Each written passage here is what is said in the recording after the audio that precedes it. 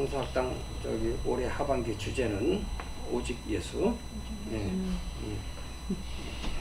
아멘. 이래가지고. 예수님이 누구인지 알기 위한 유일한 자료는 불행인지 다행인지 신약 성경에 복음서밖에 없어요. 그렇죠?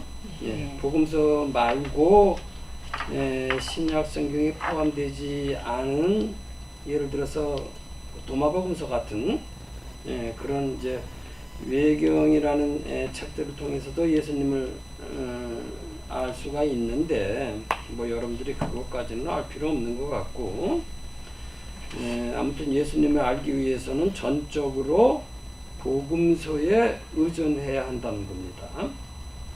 그렇기 때문에 예수님에 대해서 공부한다고 하는 것은 복음서로 공부한다는 말과 똑같아요. 그렇죠? 복음서로 공부한다는 건 예수님에 대해서 공부하는 거예요. 예. 그래서 오늘부터 예수님에 대해서 공부하십시다. 즉 복음서에 대해서 공부한다는 거예요. 복음서 말고 뭐 예를 들어서 기도를 통해서 예수님과 직접 뭐 대화할 능력이 있는 사람은 그렇게 하시고, 예? 그렇지 않은 분들은 그 복음서를 공부해야 돼요. 예, 그래서 오늘은 예수님이 누구인지 알기 위해서 그 예수님의 동정녀 탄생 이야기를 이제 읽어보겠습니다. 다 읽어오셨죠? 네. 뭐 특별히 우리가 성경 펼칠 필요 없고 예수님의 동정녀 탄생 이야기는 마태복음과 누가복음에만 기록되어 있어요. 예? 그리고 또 다른데 사도신경에 성령으로 잉태하사 동정녀 마리아에게 나시고 그런 구절이 있죠. 그러니까 말하자면 그렇게 세 군데밖에 없다는 거예요. 마태복음, 누가복음, 그 다음에 사도행전. 예? 이게 두 복음서와 사도행전에 의하면 예수님은 처녀 몸에서 태어나신 분이에요. 예? 예. 그런데 오늘날 과학적, 생물학적 상식에 의하면 사람이 처녀 몸에서 태어난다는 것은 하늘이 두 쪽 나도 있을 수 없는 일이에요. 그렇죠? 예? 그럼 오늘 본문을 어떻게 받아들여야 되나 우리가? 글자 그대로 읽고 동정녀 탄생을 역사적, 생물학적 사실로 믿어야 할 것인지 아니면 오늘날 과학적 상식에 기대서 역사적, 생물학적 사실은 아니라고 반박을 해야 할 것인지 여러분들 한번 생각을 해보세요. 예? 그럼 우선 예수님의 동정녀 탄생은 역사적, 생물학적 사실이라고 주장하는 사람들의 근거를 살펴보겠습니다.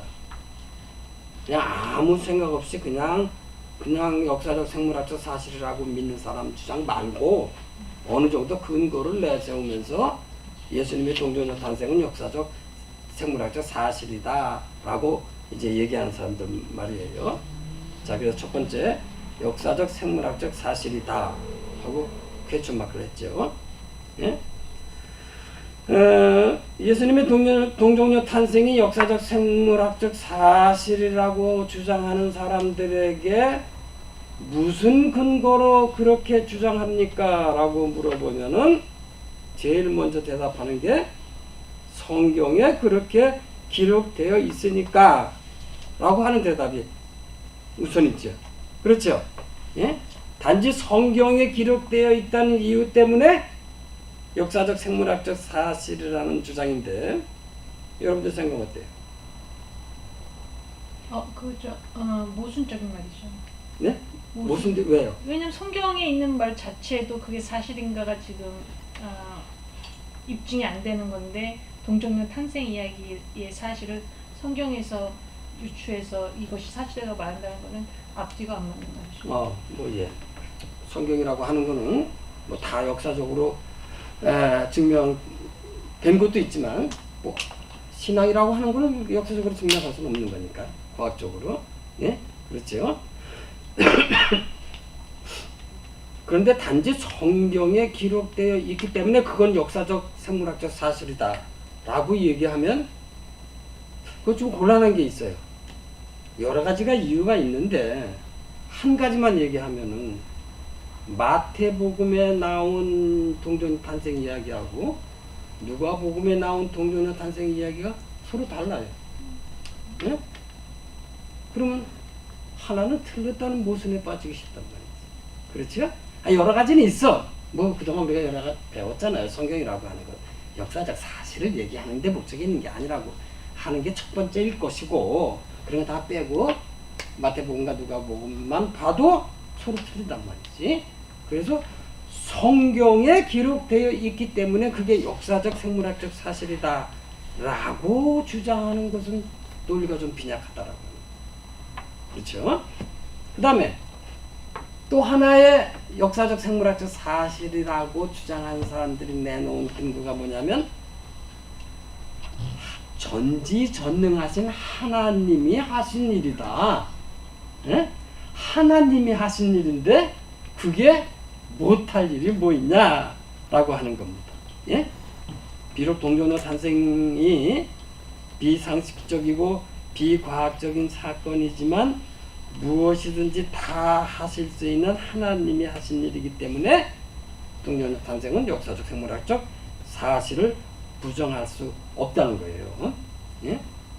그거를 우스갯소리로 오리이론이라고 그래요. 무슨 말인지 아시죠? 오리이론. 예? 오리? 오리. 예. 오리도 무리를 걷는데 예? 하나님이 그것도 못하시냐라고 하는 건데 예? 여러분 생각 어떠세요? 전지전능한 하나님이 하신 일인데 거기다 대고 오히려 역사적 사실이 생물학적 사실이 아니라고? 여러분들 어떻게 생각하세요? 예? 첫째는 성경에 기록되어 있으니까 뭐 맞는 말인 것 같지만 좀 곤란해 보일 것 같고, 두 번째는 전지전능하신 하나님이 하신 일이다. 여러분 생각 어떠냐? 둘 다 논리적으로 와닿지 않죠. 그래? 왜?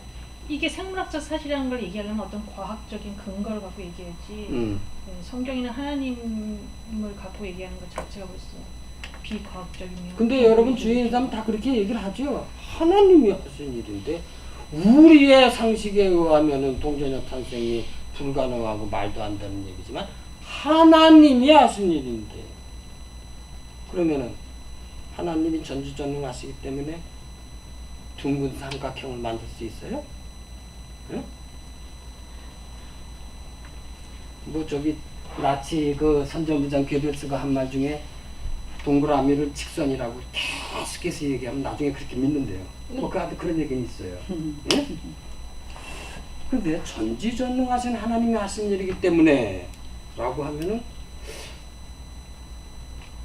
하나님은 전지전능하신데 아담이 선악과 따먹는 걸 못 말렸단 말이에요. 예?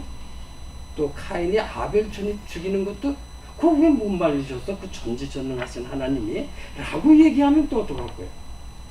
예? 헷갈린단 말이죠. 그것도 예? 플랜이. 예? 그렇죠?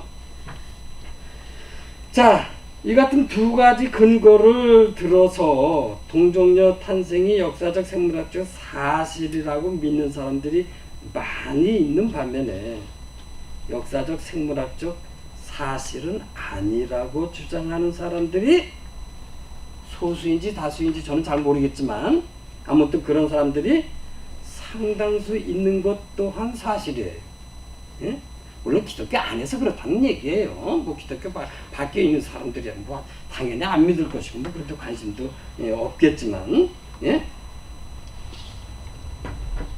그러면은 동정녀 탄생이 역사적 생물학적 사실이 아니라고 주장하는 사람들의 근거는 무엇인지 그 삐딱한 사람들의 주장도 한번 귀를 기울여 보십시다. 첫 번째, 마가복음서에는 기록되어 있지 않다라고. 아까 뭐라 그랬어요? 어디만 있다고? 마태복음과 누가복음에만 있어. 근데 마가복음에는 기록되어 있지 않아요. 이게 무슨 말이에요? 마가복음에 기록되어 있지 않기 때문에 역사적 생물학적 사실이 아니다라는 얘기인데 그게 무슨 말이에요? 왜? 응? 모르겠다고? 그게 무슨 말일까? 모르셔? 다 배웠을 텐데. 아니 마가복음 탄생서. 기록되어 있지 않다고 해서 그게 역사적 사실 아니라고 주장한단 말이에요? 이 사람 이 얘기는 뭐냐면은 만약에 동정녀 탄생 이야기가 역사적 생물학적 사실이었다면 마가가 이건 모르고 있었단 말인가? 그럼 알고도 그걸 기록하지 않았단 말이야? 그렇게 중요한 사건을? 그게 말이 안 된다는 거예요. 그러니까 역사적 사실이 아니라는 거예요. 당연히. 그렇죠? 예. 그리고 또 하나. 마가복음 사복음서 중에서 가장 먼저 쓰여진 복음서에 한 70년대에 쓰여졌단 말이지. 예? 근데 마가복음이 마가 70년대쯤에 마가복음을 쓸 때에는 이 이야기가 없었다는 거예요. 풍년 탄생 이야기가. 근데 마태와 마가가 마가복음을 보고 썼거든요. 쓸 때에 다음 시간에 배우겠지만은 그러니까 80년, 90년 그때예요. 그때야 이 얘기가 생겨난 것이지 원래부터 있었던 얘기는 아니라는 거예요. 그러니까 뭐예요? 원래 역사적 사실은 아니고 나중에 이야기가 생겨났거나 아니면 마가나 마태나 누가가 창작한 것이다 라고 하는 얘기예요. 설득력이 있어요? 예? 네. 있어요? 네. 그럼 그 두 가지 뭐요? 마가복음에는 없다. 그 얘기는 무슨 말이라고? 마가가 어떻게 그걸 모르고 있었단 말이야. 알고 있었다고 해서 알고 있었지만 기록을 안 했다고? 그 말이 돼 그게? 그게 하나. 두 번째는 뭐요? 나중에 누가와 마태가 쓸 때 마가복음이 쓸 때는 없었고 그 얘기가 나중에 생겨난 얘기를 쓴 것이다. 이거에 대해서 한번 반박을 해보세요. 마가가 포커스 한 게 달랐을 수도 있지 않을까요? 맞아요. 네. 예. 어떤 사람이 어떤 글을 쓸 때는 그렇지. 자기 그 사람의 성향 때문에 그 시대 그걸 뺄 상황과 수도 있어. 예, 그 그렇지. 시대 상황과 예, 내가 그럼요. 중요하다고 예. 여기는 게 다르기 때문에 그럼. 안 썼을 수도 있죠. 예. 또 하나. 그리고 나중에 77명이 모여서 이거 씁시다 저거 씁시다 제2문서 P문서 다 합쳐서 쓸 때 그 마가복음을 77명이 아니 몇 명이죠? 뭐 다 모여가지고 성경을 그 기록하는데 다 만장일치로 합의했다며요. 무슨 말이야? 난 그건 모르겠고 어디서 난 말이지. 77명은 아니고요. 그 명수는 모르겠고. 자, 그 첫 번째는 뭐라고요? 마가가 알고 있었을지라도 자기의 문학적 신학적 경향 때문에 회할 수도 있는 거예요. 두 번째는 그러면은 마가복음에도 있고 요한복음도 없어요. 요한복음에도 있고 사복음서에 다 있으면 그게 당연히 역사적 사실이에요? 그렇죠? 아니 마가복음에 없다고 해서 그게 역사적 사실이 아니라면 그럼 사복음서에 다 있으면 그게 역사적 사실이냐? 라는 반박에 직면한단 말이에요. 근데 동정녀 탄생설이 역사적 사실이 아니라고 주장하는 사람들은 그 반박에 대해서 두 가지 반박에 대해서 뺄 거를 빼야지. 어떻게 동정녀 탄생을 자기의 신학적 문학적 이유 때문에 뺀단 말이요. 말이 되냔 말이지.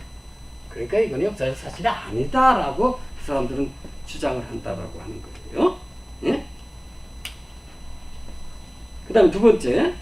근데 마가복음서에는 없다라고 하는 주장보다 더 설득력 있는 논리는 뭐냐면 바울 서신에는 전혀 나타나지 않는다는 거예요. 바울은 자기 서신을 쓸 때 예수님이 동정녀 마리아에서 태어났다는 말이 하나도 없다는 거예요. 예? 이게 더 설득력이 있다. 왜? 마가복음이 70년대 쓰여졌는데 그 이전에 바울 서신들은 쓰여졌거든요. 예? 근데 바울은 예수님을 역사적 예수를 직접 만나본 사람은 아니에요. 근데 바울 서신을 읽어보면은 누구 못지않게 예수님에 대해서 자세히 알고 있는 사람으로 추정이 돼요. 그런데 그런 사람이 다른 건 몰라도 동정녀 탄생 이야기를 몰랐다?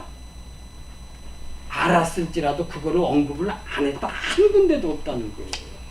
그러니까 당연히 이거는 바울 서신이 쓰여질 50년부터 저 데살로니가 전서인가 그게 제일 먼저 쓰였다 그러는데 50년부터 하여튼 그 바울이 70년대 그 뭐야 그이저 누구야 그 네로 바퀴 때 죽는단 말이에요. 그때까지는 그런 얘기가 없었고 그리고 마가가 쓸 때도 없었고 나중에 생겨난 이야기다라고 하는 건데 그래서 동정녀 탄생의 이야기가 역사적인 사실이라고 참 받아들이기는 어렵다라고 하는 겁니다. 더더군다나 바울이 쓴 갈라디아서 4장 4절을 보면은 거기 나왔죠. 뭐라고 나와 있어요. 그러나 때가 찼을 때 하느님께서 당신의 아들을 보내시어 여자의 몸에서 나게 하시고 그렇게 써 있어요. 그냥 여자의 몸에서 나게 하시고 아니 동정녀에게서 낳은 걸 알면은 당연히 동정녀 마리아에게 낳으시고 이렇게 써야지. 그냥 여자에게 낳으시고 이거 바울이 모르고 있었거나 아니면 그때는 그 얘기가 없었다. 그때는 동정녀라는 단어가 없었던 거 아니에요? 없었어요. 자 이걸로 봐서라도 바울 서신에 한 군데도 언급하지 않고 또 그 언급한 것조차도 그냥 여자에게 낳으시고 이렇게 언급한 것으로 봐서 적어도 바울은 이 사실을 알고 있지 않았고 그리고 더 나가서 그런 얘기가 그때는 없었다. 그러니까 뭐요? 역사적 사실이 아니다 라고 하는 거다 라고 하는 거예요.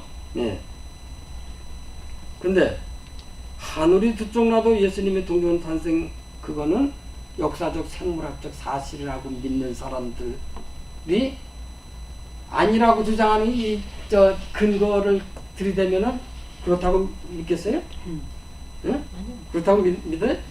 무슨 얘기라도 안 믿을 거다라고 하는 거예요. 예? 그래서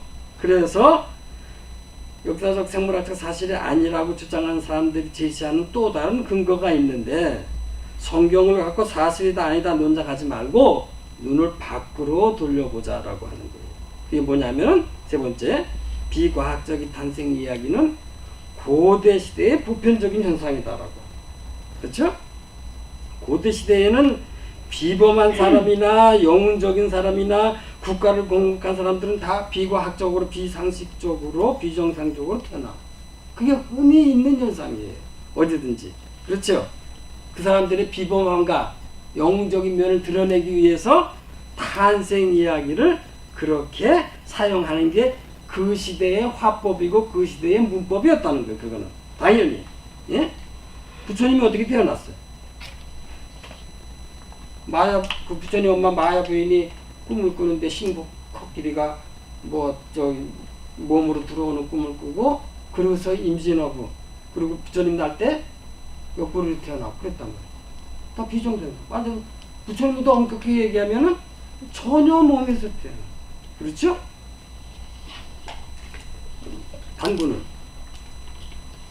단군은 어떻게 태어났어요? 아버지 환인이 곰하고 결혼해서 뭐 결혼했다기보다는 하긴 곰이 뭐 처녀로 변하긴 했지만 그래서 태어났어. 고주몽은 어떻게 태어났어? 아래서 엄마가 뭐 창문으로 햇볕 들어오는 거 그거 보고 임신해가지고 낳았더니 알을 낳았어. 그랬더니 그게 고주몽이야. 다 이렇게 고대 시대에는 그렇게 유명한 사람, 영웅적인 사람 그런 사람들이 다 태어날 때는 다 그렇게 비정상적으로 태어나는 게 보편적인 현상이란 말이지. 박규커스도 그렇고. 그렇죠? 예. 그러면 그렇게 태어나는 사람들이 정말 그게 역사적인 사실인가? 그 역사적인 사실이 정말 고주몽이 정말 아래서 태어났나? 아니란 말이지. 그러니까 예수님도 동정녀에서 태어난 게 아니라고 얘기해도 되겠죠. 그러니까 이렇게 얘기하면 아마 펄펄 뛰는 사람도 있을 거예요. 왜? 어떻게 그런 얘기하고 성경하고 같아? 응? 어떻게 설화하고 성경 이야기가 같을 수 있냐? 어떻게 예수님하고 그런 그냥 세속적인 사람하고 같을 수 있냐? 펄펄 뛸 거라고. 그러죠? 예. 그래서 여러분들은 그럼 어느 쪽으로 더 마음이 기울어져요? 역사적 생물학적 사실이 아니라고 주장하는 사람들의 그 근거가 더 어떻게 설득력이 있고 그쪽에 동의하십니까? 아니면은 아니라고 내세우는 그 주장에 더 동의를 하세요? 머리는 아니고 마음은 기고. 저는 어느 쪽인 것 같아요. 사실이라고 하는 쪽에 동의하는 것 같아. 사실이 아니라고 하는 쪽에 동의하는 것 같아요. I don't care이신 분 같아요. 아니다. 아니다는 쪽에. 네.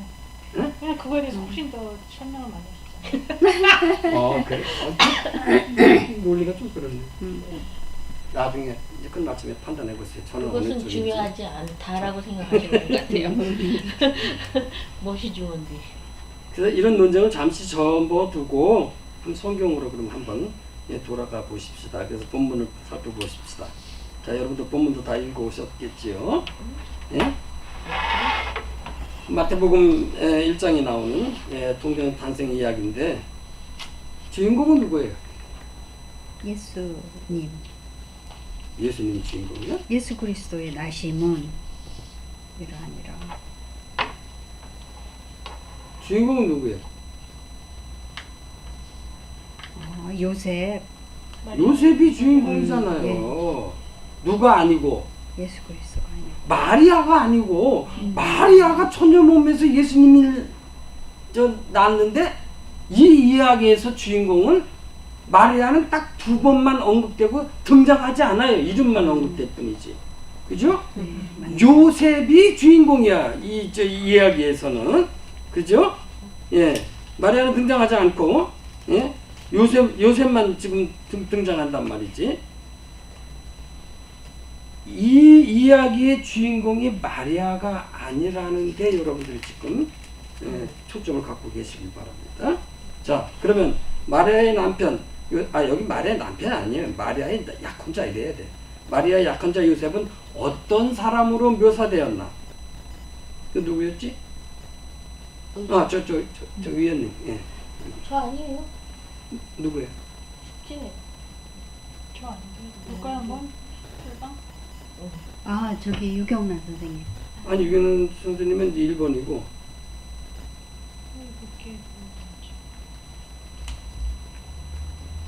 요셉은 의로운 사람이라. 예? 의로운 사람. 의로운 사람. 예. 의로운 사람이 뭐예요? 김수영. 김수영인데. 저기 공동 번역에는 법을 잘 지키는 사람, 개역 성경에는 의로운 사람 그렇게 나와 있어요. 예. 예, 해보세요. 예, 어떤 사람으로 묘사되어 있어요? 의로운 사람으로. 예, 의로운 사람, 법을 잘. 그게 무슨 말이에요? 의로운 사람이라는 게.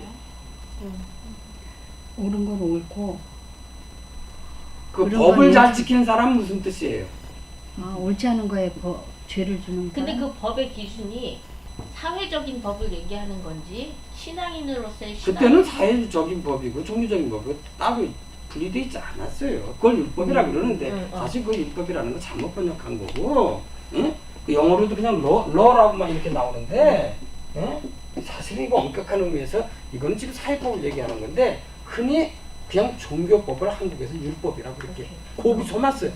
다른 사람은. 예. 그러니까 의로운 사람이라고 해서 뭐 오늘날 우리가 얘기하는 불의를 보고 못 참고 이런 게 아니고 법을 잘 지키는. 무슨 법? 율법. 율법을. 그러니까 오늘날 말하면 종교적으로 법을 잘 지키는. 지금 오늘날 말하면 뭐 신앙이 좋은 사람 그런 뜻이란 말이에요. 그죠? 예, 율법적이 의로운 사람이라는 건. 예?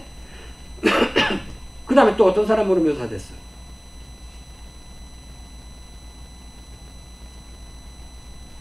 여기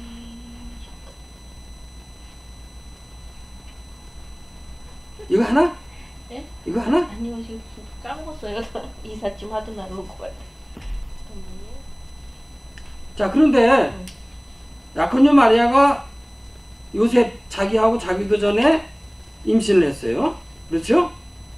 근데 예나 지금이나 이것은 절대 그대로 그냥 지나칠 수 있는 일 아니에요. 이럴 경우 법을 잘 지키는 의로운 요셉이 어떻게 해야 되냐면 거기 보세요. 뭐라고 나왔어요? 약혼한 남자가 있는 처녀를 다른 사람이 성읍 안에 만나 같이 잤을 경우에는 둘 다 그 성읍 소문 있는 대로 끌어내려다 돌로 쳐 죽여야 한다. 네. 그렇죠? 뭐 어느 나라든지 비슷하잖아요. 그죠? 그러니까 지금 저 마리아는 어떻게 해야 된다고? 별로 쳐. 예루살렘 성 앞으로 데려가서 돌로 쳐 죽여야 돼. 근데 그렇게 하지 말래잖아요. 요셉은 어떻게 했어요? 가만히 끊고자 해요. 그렇지. 네. 아니 의로운 사람이라며 법 잘 지키는 사람이라며. 근데 왜 가만히 끊고자 해? 어떤 사람이야 그러니까. 법도 잘 지킬 뿐만 아니라 자기 약혼녀를 위해서 뭐요? 자기 약혼녀를 배려하는 아주 기가 막히게 훌륭한 사람이 인품이. 예? 그렇죠? 아, 꼭 법대로만 해야 되나? 그게 더 중요하다는 그 생각을 했나 봐요. 이거 첫째는 뭐요? 의로운 사람, 법을 잘 지킨 사람. 두 번째는 자기 약혼녀를 그렇게 배려하는 아주 인품이 훌륭한 사람. 좀 그렇게 지금 저 성경에는 저 나와 있다라고 하는 거예요. 그렇죠? 예. 그래서 남몰래 파혼하기로. 원래 이건 법 안 지키는 거예요. 남몰래 파혼하면 안 돼. 어떻게 해야 된다고? 돌로 쳐 죽여야 돼요. 예? 근데 그렇게 안 하고 몰래 파혼하기로 마음 먹었는데 아주 괜찮은 사람이죠. 예, 아주 훌륭한 사람이에요. 근데 꿈에 천사가 나타나서 뭐라고? 마리아 임신은 뭐라고? 임신한 거는 성령으로 된 것이라. 아니요, 예? 성령으로 잉태. 그렇지, 성령으로 잉태한 것이다. 말하자면 아까 저 쳐 죽일 일은 아니라, 예, 성령으로 잉태한 것이다. 그리고 이름 줘주고 결혼해라. 그래가지고 결국 결혼해가지고 마리아가 예수님을 낳았다 그런 얘기예요. 말하자면은 천사가 나와가지고 야, 그 성령으로 잉태한 거니까 그냥 모르는 척하고 결혼해. 그러면은 예를 들어서 저는 법대로 사는 사람입니다. 그렇게는 못합니다. 이렇게 안 하고 예, 성령으로 잉태했군요. 예, 하고 누구 말씀에? 하나님, 천사는 하나님의 신부름꾼이니까 말씀에 순종을 했다. 순종을 해가지고 결국 예수님이 태어났다. 그 얘기를 지금 하고 있다. 그래서 주인공이 요셉이라는 거예요. 뭐예요? 요셉의 순종에 의해서 하나님 성령으로 잉태한 예수가 태어났다. 그 얘기를 하고 있다라고 하는 거예요. 어떤 그 한국의 그 큰 교회 한 뭐 몇천 명 모이는 교회 그 목사님이 은퇴할 나이가 다 됐는데 그 부목사님이 그 목사님의 아들이 부목사예요. 그러니까 주위 사람들이 아유 이제 담임 목사님이 곧 은퇴할 나이가 다 되셨으니까 당신이 이제 담임 목사 되셔야죠. 그랬더니 이 목사가 무슨 소리야? 내가 왜 그렇게 비성서적인 일을 해야 돼? 그건 옳지 않는 거야. 내가 바깥에 나가서 개척해도 아버님 교회보다 더 큰 교회를 만들 수 있는데 내가 왜 그래야 돼? 아, 그랬더니 옆에 있는 사람들이 이야, 저 목사님 참 훌륭하다. 응? 아, 그런데 담임 목사가 은퇴를 했는데 이 목사가 그냥 그 교회 담임 목사가 됐어요. 그때 사람들이 뭐야 저 사람? 젊었을 때는 뭐 어쩌고 뭐 응? 비성사적이라는 또 이따위 소리 하다가 뭐야? 그랬더니 이 목사님 하는 얘기가 저는 원래 그런 비성사적인 일을 안 하고 아테네 가서 개척해가지고 더 큰 교회를 만들려고 그랬는데 찰때 하나님이 나타나가지고 암기 목사야 너 왜 이렇게 교만하냐? 그냥 너 그 교회에 있어. 뭐 그래서 아멘하고 순종은 됐다. 한국에 정말 있었던 일이에요. 참네. 이 목사님 참 율법을 잘 지키면서도 뭐예요? 하나님께 순종하는 사람. 그런 목사님이셨다.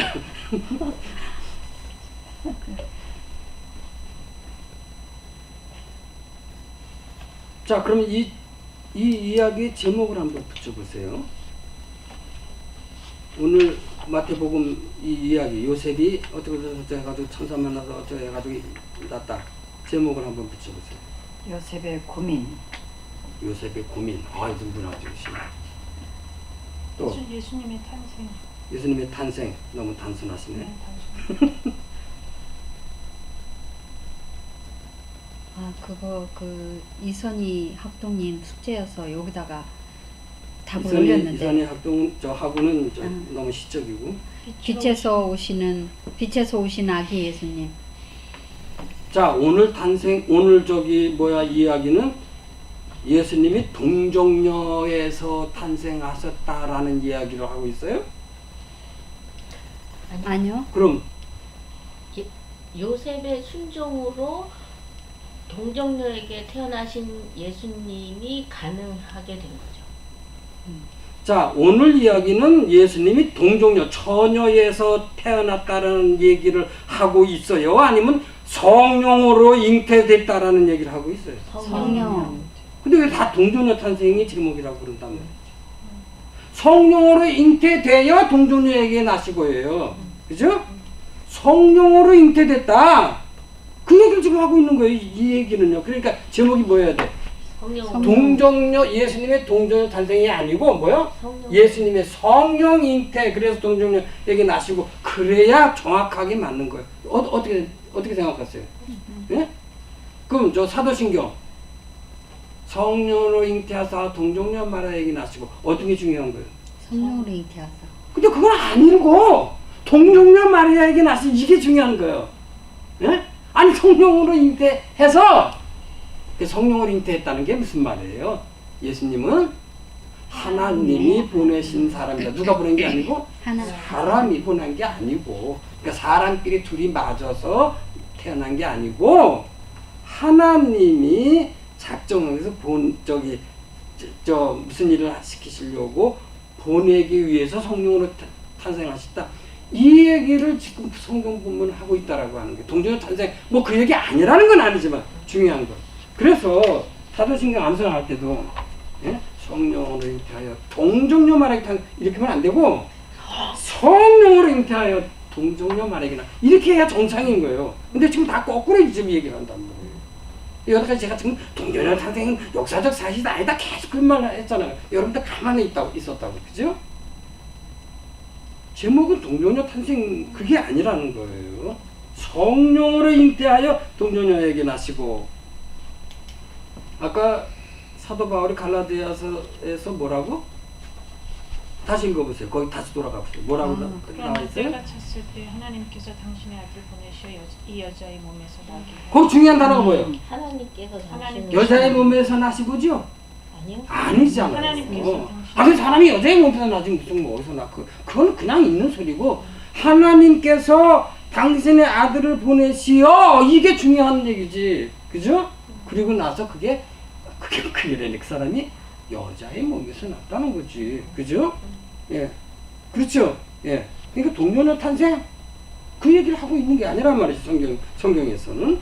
그러면은 다섯 번째, 이 이야기의 주제 또는 메시지는 무엇일까? 이건 훈장님이 이미 말씀하신 거였는데 예수님